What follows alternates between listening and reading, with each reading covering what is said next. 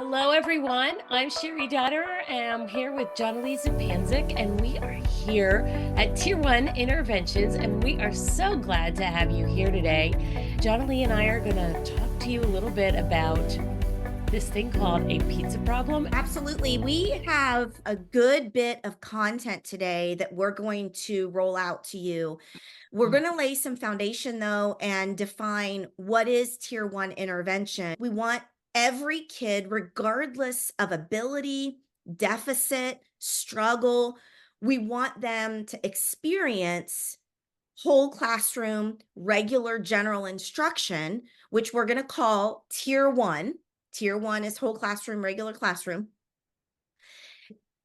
In math and writing, Tier 1 was not where it should be. Mathematically, all we need are 12 anchor problems and tasks. That's it. This is how simple it can be. Tier 1 math intervention.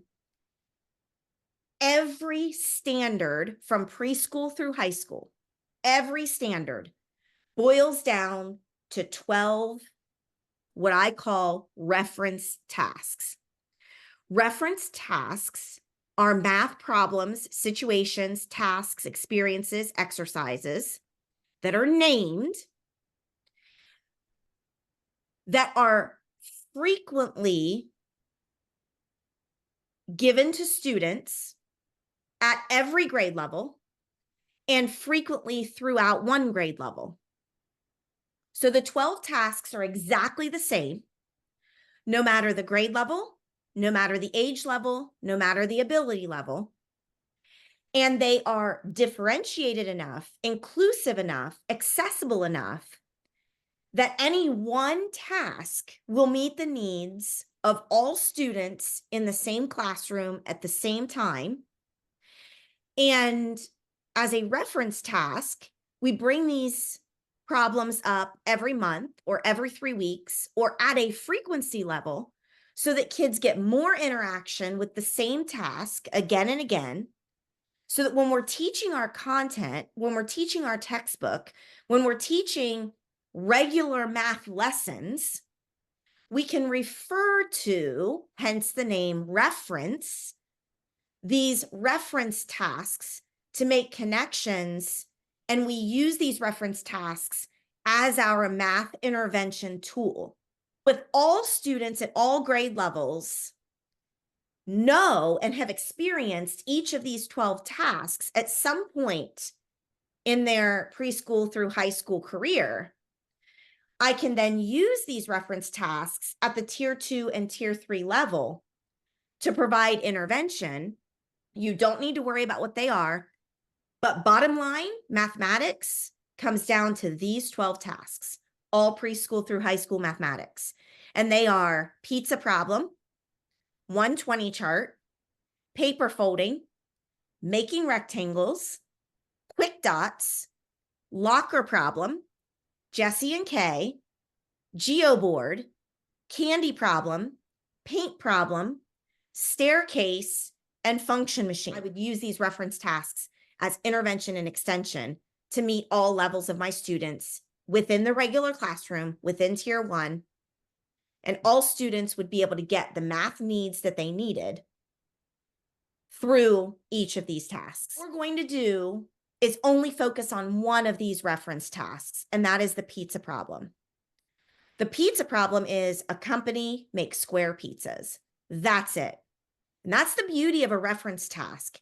It can be introduced in less than 10 seconds. The pizza problem situation is a pizza company makes square pizzas. That's it. And what we're going to do now is we are going to show you how the pizza problem is delivered and rolled out in multiple frequencies and interactions. We know that students, to achieve high, need more interactions over time with the same thing. Our gifted students, kids that are truly gifted, they might need 1 to 2 interactions before they know it forever. That is exactly what math reference tasks do. And we're going to show you that now. So here we go. Pizza problem. Let me explain interactions. In the first month of school, I talk about how that's the first time I expose students to each of the reference tasks.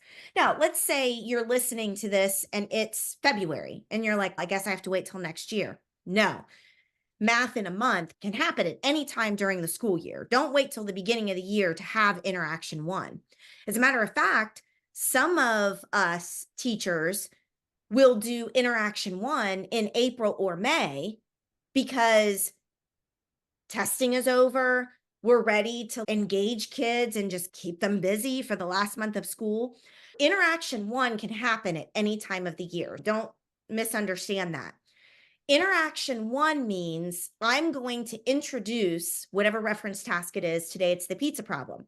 I'm going to show you how I facilitate the first interaction. Many teachers say, look, I have this pacing guide, this textbook, I have all this curriculum I need to cover. Jonely, I don't have time for this. Great. Each of your interactions can be 6 minutes, and then you can go on to whatever you normally teach. If you don't have time, I'm asking you to make time 6 minutes once a week. That's it. These things can happen in a very small amount of time. Other people are like, look, my resources that I'm using, they're not working. My kids aren't learning. Can I do this for my entire class period? Absolutely. If that's the case, you might do more than one interaction at a time. But I want to caution you, as you give kids the reference task a second time or a third time or a fourth time, it is essential based on cognitive science that there is space between those interactions. There's time between those interactions. Cognitive science calls it spaced practice, which means repetition is essential, but we need out of context lessons that don't have to do with the pizza problem in between the frequency of the pizza problem. So between interaction one and interaction two, there might be 4 days that go by. There might be 4 weeks. There might be 2 months. But it's essential that we practice what cognitive science calls spaced practice. So when we introduce the pizza problem, we're only going to go so far. Then we're going to stop and move on to our lesson of the day that is totally unrelated. These are small bursts of out of context math experiences. In cognitive science, we call that interleaving. Interleaving is not my term, it's a cognitive science term. And what that means is, in order for the brain to learn and remember and create long-term learning is through interleaving, out of context bursts of content that happen in between other non-related content. Through spaced practice and interleaving, reference tasks become more powerful. I had a teacher one time and they're like, oh my gosh, I did pizza problem for 6 days in a row and it was amazing and my kids loved it. I'm like, okay, that's great. However, that's only really one interaction. You're not getting the power and the benefit of the reference task because you did the same thing for 6 days. There was no out of context bursts and there was no space in between. So you couldn't practice interleaving and spaced practice. So you've lost the opportunity to increase the memory and retention of that. Because really, that 6 days in a row of the same thing is one interaction. The goal is to introduce pizza problem once in August, once in September, once in October, once in November, or once a week, or once every 8 weeks, or once every other month. Once every other month. You've got to have space in between. So interaction one, a pizza company makes square pizzas. That's it. Now, what do I do with my kids? I say my favorite 3 words, tell me about. Tell me about the pizza company. And then I give kids opportunity to process. Now, cheri and I would never talk at kids for the amount of time that we've just been talking at you. Wouldn't happen in a classroom without an intervention brain break. At this point, with all of you, you might have been like, oh my gosh, I am totally checked out. What you need is a process time. The math instructional facilitation that's going to re-engage and redirect you is for me to ask you right now to put in the chat your thoughts about this pizza situation. That's going to re-trigger the engagement and focus. A pizza company makes square pizzas. That's it. Just tell me your perspective. The point of this is to re-engage your mind, to redirect you, to refocus you. And for kids, it's telling them, I care about what you think. I care about your perspective. I do not jump right into mathematics with solving and answer getting, because solving and answer getting separates and polarizes kids. I have kids who can, I have kids who can't, and everybody else is in the middle. Which is why we need to have these conversations about these strategic interventions, not at the tier 2 or tier 3 level. These are things that 100% of our kids need to experience. That's it. It's as easy as that. If I'm telling them, they hear it. If they're telling me, they learn it. They have to tell me. Through this, I can assess what they're thinking. So it's an assessment for me as a teacher, but it also allows students to feel like they belong because I care about what they're thinking. And this is what Cheri and I call the tell me more method.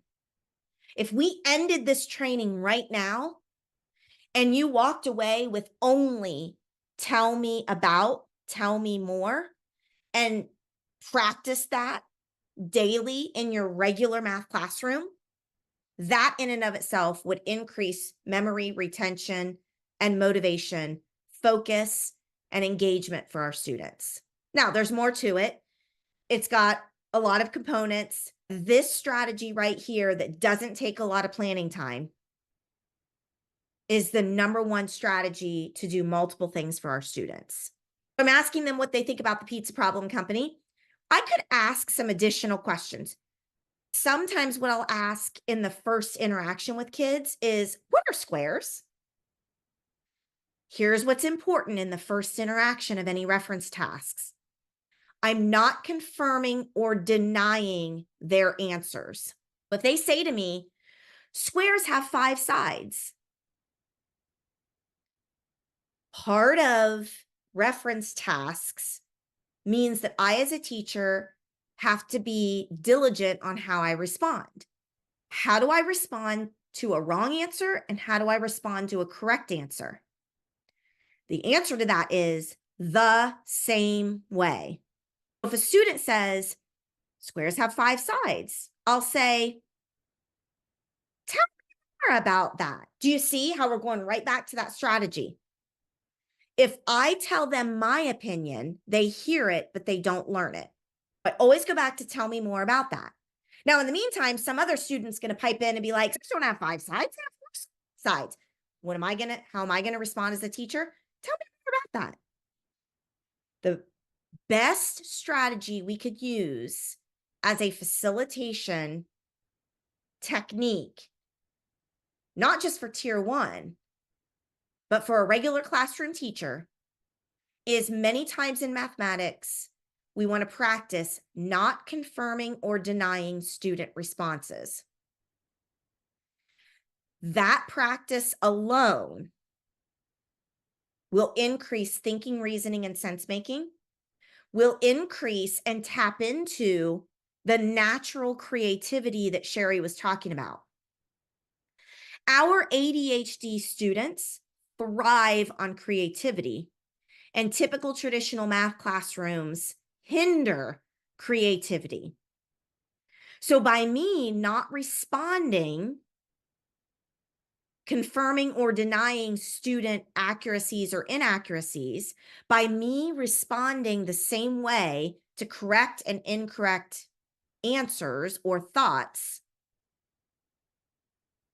helps the ADHD student thrive. Another question I can ask, how are squares and rectangles different? How are squares and rectangles the same? And if that's all I do on interaction 1, that's it. 6 minutes, 12 minutes, that's it. That's pizza problem interaction 1. There was nothing taught. There was no teacher telling or instruction. It was just gaining student perspective, getting them excited, enriching creativity, and generating curiosity. Because if I don't confirm or deny, and I linger all of their responses and say, okay, let's go on to our lesson of the day. Go ahead and take out your book and turn to page 384. They're going to be like, lingering questions and problems are also the key of increasing memory and retention of content. Because once I confirm or deny a student's thought, everybody's thinking and reasoning stops. At times, I want to leave these concepts lingering. Teachers ask us every day how to implement these reference tasks, and occupational therapists question how to integrate themselves into the regular education classroom. You have heard the science behind the tasks over the past few months, but until now, we have not implemented these tasks for you. The next segment is sponsored by Disability Labs, where we provide teachers and therapists with the tools to implement interactive, interdisciplinary interventions through our professional development programs for the general education classroom. Teachers learn from OTs, OTs learn from teachers. Inside the community, we offer free and paid training that supports students' writing and math skills so they can become the adults they were meant to be. The next upcoming event is on July 12th, and it will run for 4 consecutive Fridays. Your instructor is Teresa Rodriguez, a school-based occupational therapist from Massachusetts. She is also a dysgraphia specialist using the Daughter Dysgraphia method. She will be doing a book study on handwriting brain-body disconnect. The cost for that program is $47. Go into disabilitylabs.com under the calendar and sign up today. The next segment is called Hear Me Teach. Jonily takes you inside her classroom and lets you listen to her while she implements the pizza problem. This episode is in a kindergarten classroom, and please note that all appropriate releases are on file at the school. Her teaching session lasts about 30 minutes. Sit back with your cup of coffee or listen while you're driving and listen to Hear Me Teach by Jonily, The Pizza Problem, Interaction 1, to a group of kindergarten students. We are back here with kindergarten, and today we are not going to go back to Purple X, but we will eventually. We are not going to go back to our monkeys, but we will soon. We're going to do a new task today called the pizza problem. Pizza problem? I don't have pizza for you. No. Disappointment. To eat pizza. Here's the situation. This pizza company only makes square pizzas. So we're going to make this very mathematical. So I know you've seen pizzas that are round and rectangle and cut different ways. So the way that we're going to define this math task is that this company is only going to make pizzas that are square. So we're going to practice with squares today. What shape are we going to make today? Square. Somebody raise your hand and tell me about a square. Tell me about a square. Start us off. It's flat. Oh, I love it. And we're going to use our flat pieces. When we say flat, I'm going to call that 2D, two-dimensional. Say that. 2D, two-dimensional. Perfect. Because it's going to be a certain amount, it's going to be flat on your desk, and it's going to be a certain amount tall and a certain amount long. We're going to talk about how tall and how long our squares are. Tell me something else about squares. They have the points. Oh, they have points, like the corners. And I'm going to use a math word, vertices. Say vertices. Vertices. How many points do they have? Tell me on 3. 1, 2, 3. 4. Got it. I knew we were going to do okay with that. All right. What else can you tell me about squares? They have 4 sides. Fantastic. Did you hear that? Say it again. It has 4 sides. What is special about the 4 sides that squares have? Yes. They're all equal. You know what? I love how he said that. Say it again. They're equal. Equal. Sometimes some of the older kids say they're all even. But that's not the right word to use. Even means something different. I love that you use that word. Everybody say equal. Equal. Raise your hand to tell me what equal means. What's equal mean? It means like 2 sides are the both same long. Both same long. Oh my gosh. Your words are beautiful. I'm going to give you another new word today. Another word for equal and the same. Congruent. Say that. Congruent. Okay, so what are our new words for today? Our new words for today. What's congruent? What else? 2D. 2D, two-dimensional. What are those corners called? Point. Vertices. Say vertices. Vertices. Yes. Oh, yes. Go ahead. All right. So what shapes are we going to make today? Square. Okay, perfect. Okay, now, here's what you're going to get. You're going to get your pieces again. You've used your pieces a lot. We used those pieces to pretend they were monkeys, and we've made rectangles with them before. You're going to use your pieces. What shape are you going to make? Square. Okay. Then what you're going to do is you're going to draw whatever squares you make. So you're going to look at how tall and how long, and that's how many boxes you're going to use on here. This is going to be the tricky part. You're going to build squares. It's going to be great. You're not going to trace what you build because the squares you build with are bigger than the squares on here. One square is one square. One square equals one square. So we're going to try to model, we're going to try to show on here the size of the squares that you're building. Okay? That's a lot of yakety yak for Miss Zupanzik, but what we're going to do now is we're going to get you your materials and raise your hand to tell me what are you going to do. Let's hear from your words. What are you going to do when you get your materials? What are you going to do when you get your materials? Yes. Well, I already gave you the instructions, so what are you going to do first? I know, but that is such a good answer. Yes. Make the square. Make the squares, and what else? Yes.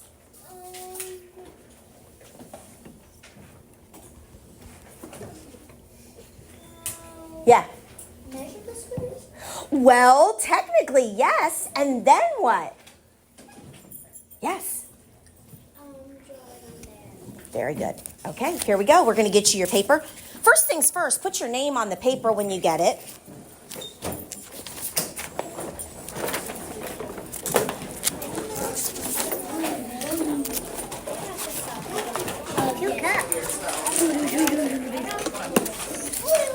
Put your name on this paper. I got all of them out. Yeah. Put your name on this.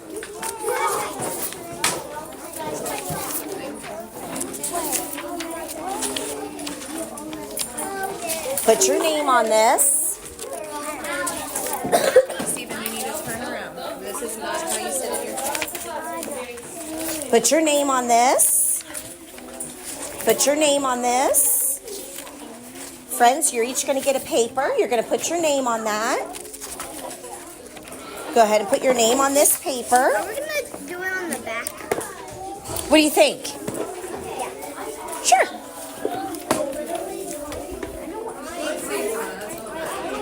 I You guys are great. Are you gonna take them out? Oh, whatever you think you need. I love that question. Great question. What? You're going to build your square first with the block, the little square block things you have. Then you're going to count how many you have. One. Love Down, it. and that's how many squares you're going to use on the paper to create your square on the paper. Perfect. And hear me in 6, 5, 4, 3, 2, 1. Now that we are situated, what I like to do is I like to give you a lot of directions at once. Then I like to give you your materials, and then I like to recap. So now that you have your materials, I want you to follow these directions.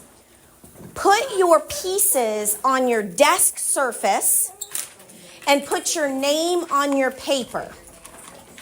Your pieces are not going to go on top of your paper today. So push your pieces off your paper. And what are you going to do with your pieces? Tell me. What are you going to do with your pieces? Tell me. What are you going to do with your pieces? What are you making? Tell me. Make a square. Not on top of your paper, beside your paper. So everybody make a square with your pieces. Go. Make a square with your pieces. I don't know how to do it. Okay, after we're done. You can't make your squares on your paper. You have to make your squares over here. Good. One of these squares. I don't know how to do this. Make a square. Make a square. Okay. How many go this way? Okay. All right. How do you know this is a square? Look at this. Look at this that we think might be a square. How many blocks long is it? How many blocks long is this? Draw it more here that way. 3. 3. How many blocks tall is it? 3. Is 3 the same as 3? Yes, it is. 3 is the same as 3, so that does make a square. 3 and 3 are the same number, and that's what makes a square. Oh, but let's check this one. How many blocks long is yours? 4. How many blocks tall is it? 4. Is 4 the same as 4? Yeah. Yes, it is. So this one has a square too. Good. Oh, let's check this. How many blocks long is your shape? 3. How many blocks tall is it? 3. Count them. How many blocks tall? 1, 2, 3. Is 3 the same as 3? Are they equal? They sure are. That's how you know it's a square. Now you can draw your square on your paper, but it can only have the same number of pieces that the square is here. Okay, so one of these equals 1. You've got a big square pizza. So now you get to do How many pieces long is your pizza? 5. going down. How many pieces tall? 5. Is 5 the same as 5? Yeah. That's how we know it's a square. So on your paper, you're going to draw your square pizza, but it has to have the same number of pieces as your square. Oh, fix that. Your pencil moved it. Now, if I ordered a pizza and it had all these middle pieces missing, I wouldn't be very happy. So make sure your pizzas are filled in the middle. Make sure your pizzas are filled in the middle. Oh my gosh, I love how you modeled that. That is really fantastic. Now make a different size pizza. Make a different size pizza. Ooh, love this one. Love this one. How many pieces long is your pizza? 4. 4. How many pieces tall is your pizza? 2. Oh, let's count again. 3. 3. Is 4 the same as 3? Are they the same number? No, they sure are not. So it's not a square. In a square, it has to be the same pieces long and the same pieces tall. Yeah, you can shade it in, circle. Oh my goodness, look at this. Let's look at your square pizza. How many pieces tall is your pizza? 4. How many pieces long is it? 4. Is 4 the same as 4? Are they equal? They sure are. That's how you know it's a square pizza, so you're good. Now you want to model this. Let me ask you this question though. How many pieces of pizza are in your square? Let's count all the pieces. And then on your paper, that's how many you need to box in. Let's look at yours. Oh, yep. How many pieces? How many pieces long? 4. Wait, it's 4 pieces long. How many pieces tall? 1, 2, 3, 4. Oh, 5. 5. Is 4 the same as 5? No, so we don't have a square yet. So make an adjustment and see if you can make a square. All right? Now, how many pieces of pizza are in your square pizza here? How many pieces of pizza are there? 9. 9. On your paper, you need to only show 9 of these squares for that pizza. So the number of pieces in your pizza, you need to show on your paper. Do you have a square here? How many pieces tall is it? 5. How many pieces long? 5. Is 5 the same as 5? It sure is. You have a square pizza. How many pieces are in your pizza? Figure that out because you have to show me this pizza on your grid paper that you made. Let's take a look. How many pieces tall is your pizza? 3. How many pieces long? 2. Is 3 the same as 2? No. So we don't yet have a square, but you are close. Don't erase this because this is beautiful. How could you add on to this to make a square? Good. Make me a bigger square pizza and do your drawing. I love it. Here's what we're going to do because you are ambitious. That is a very good thing. How many pieces tall is your pizza right now? How many pieces tall? 6. Now, if you have a square, how many pieces long does it have to be if it's a square? 4. Well, is 4 the same as 6? No. What number is the same as 6? 6. So I want you to make me a square pizza that's a 6 by 6. I want you to draw it here and tell me how many pieces of pizza there are. You got it? So we do have to draw. I want you to make a 6 by 6, 6 tall, 6 long. Draw it here and tell me how many pieces there are. Ooh. We're going to pretend that all of these have blocks inside, okay? Because we don't want to order a pizza and have all these pieces missing. So you're going to actually shade in all those. But let's make sure we have a square. How many pieces tall is your shape?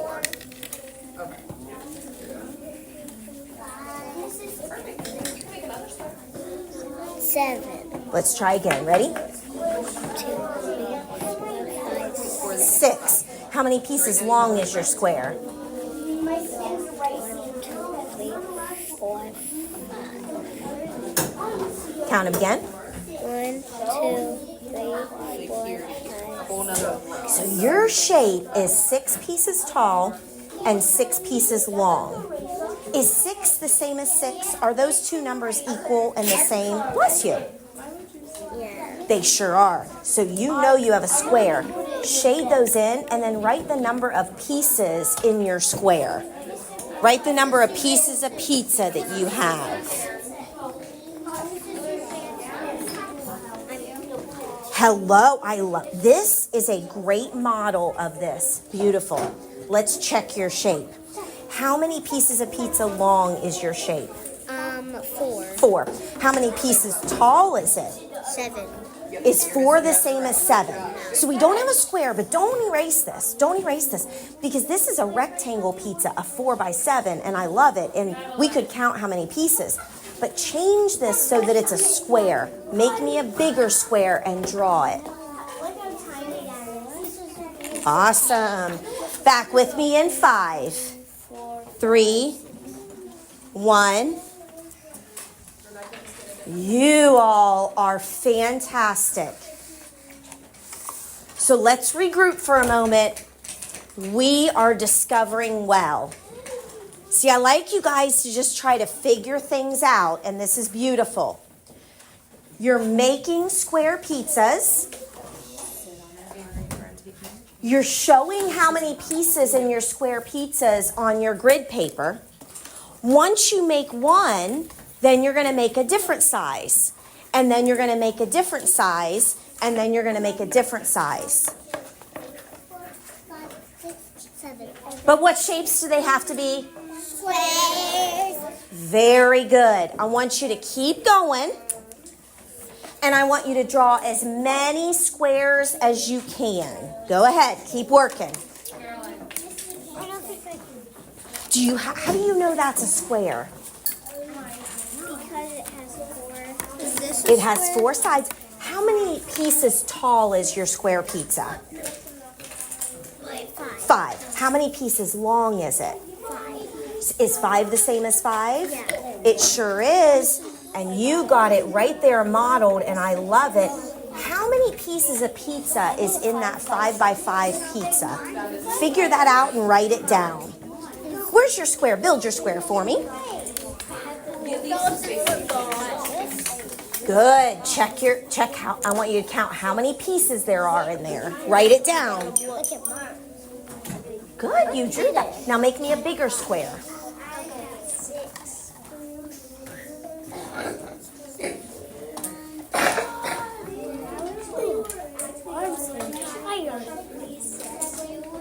Check that it's a square. See how long, see how tall, and then draw it over here. Keep going. Make another square. Love it. Make me a bigger square.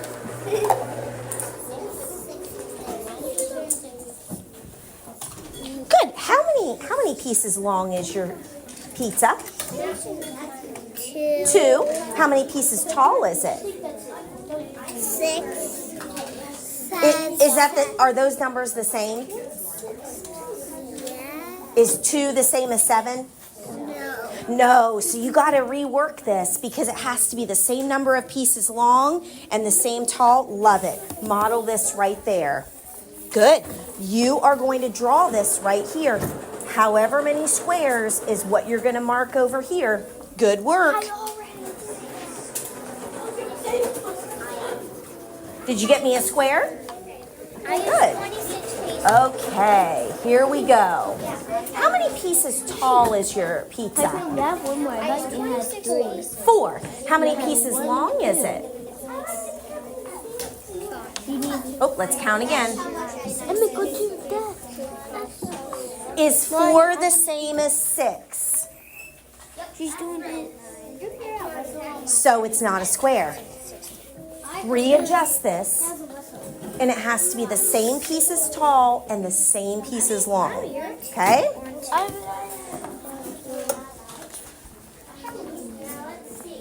Loving it.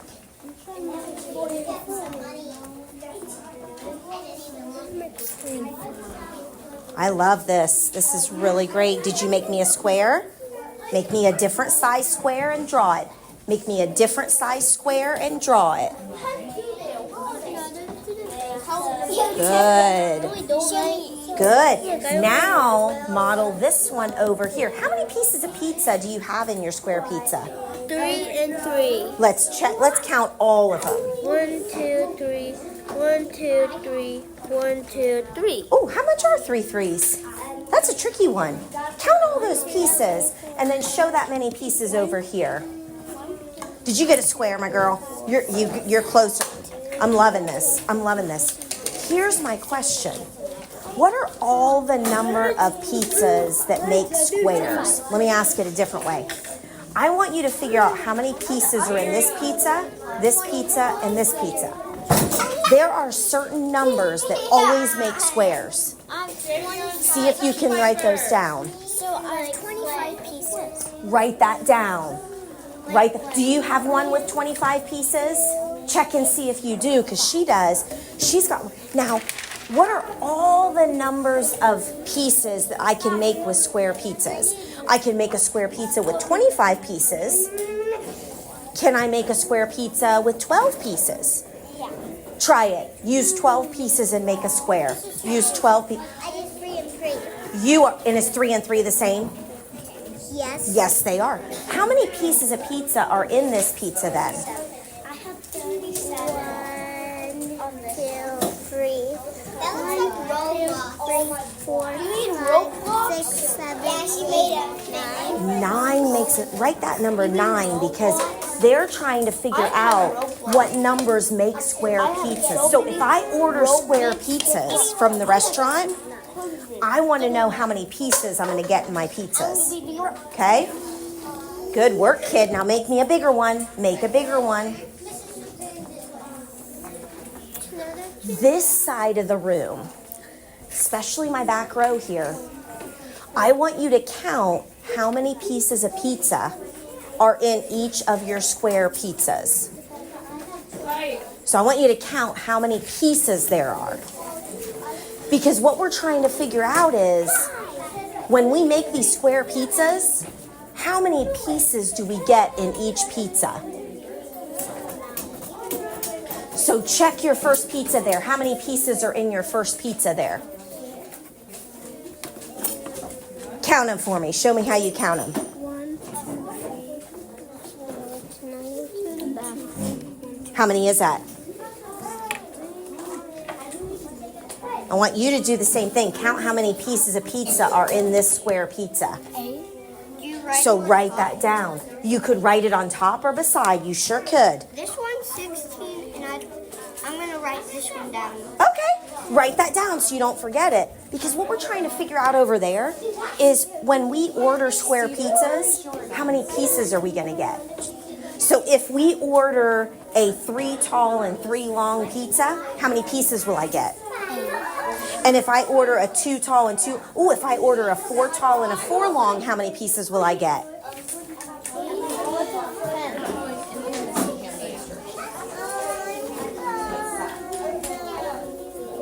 You can't make a square with 12. It's a rectangle. You what?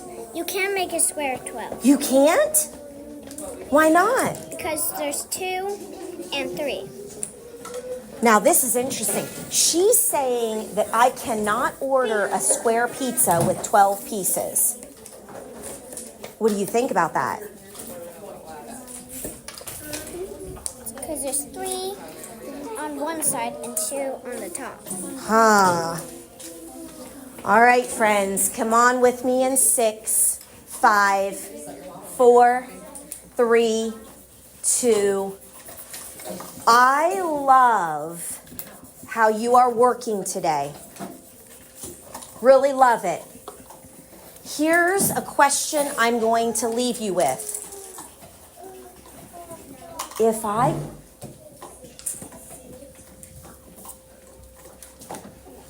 I call this pizza company and I order one of their square pizzas, could I ever get a pizza that has 12 pieces? Yes. No. I don't know. Hear me in 3, 2, good. Put all your pieces in your cup. Put your cup on the top of your desk. Put your name on your paper. And we'll be ready in 2 minutes. Join us in 2 weeks. minutes. And we will do a session, Hear Me Teach the 120 chart. Join us in